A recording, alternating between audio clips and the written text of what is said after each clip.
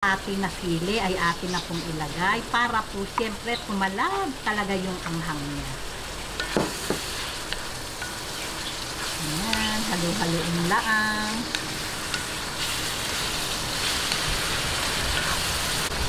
Ito po yung ating 1 cup na coconut milk. Ayan, ilagay po natin. Ayan. At bayaan lang po natin lumambot yung ating giniling.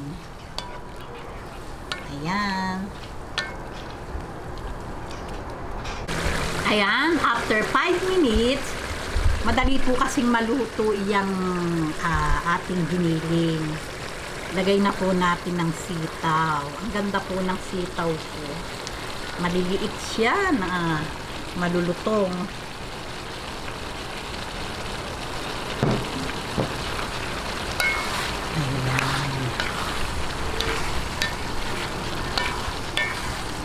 O dito ba ngayon, lalagay na po natin yung ating kakanggata.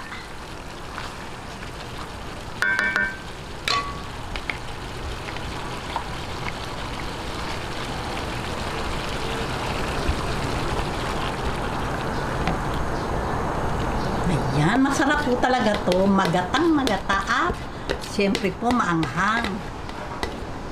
Pero kung hindi po kayo masyadong laban sa maanghang, pwede po kayong magbawas. Ito po yung sugar. Ayan, medyo po hahalo-haluin natin para po maging creamy yung ating sauce o sabaw ng ating gising-gising. Lagay na po natin itong natitira pang sili. Ayan. At hihintayin lang po nating ma-reduce yung ating inilagay na coconut cream. Ayan. Pero hahalo-haluin po natin hanggang sa kumulo para po maging creamy yung ating gata. Ayan. Ayan. Pagka po ganitong nagmamantika na po yung sabaw at talagang yung ating kakanggata nakikreamy na po talaga, papatayin na po natin ang apoy.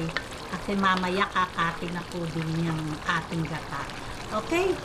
At ilalagay na po natin to sa ating serving plate.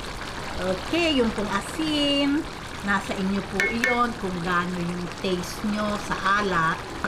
Okay, patayin na po natin ang apoy.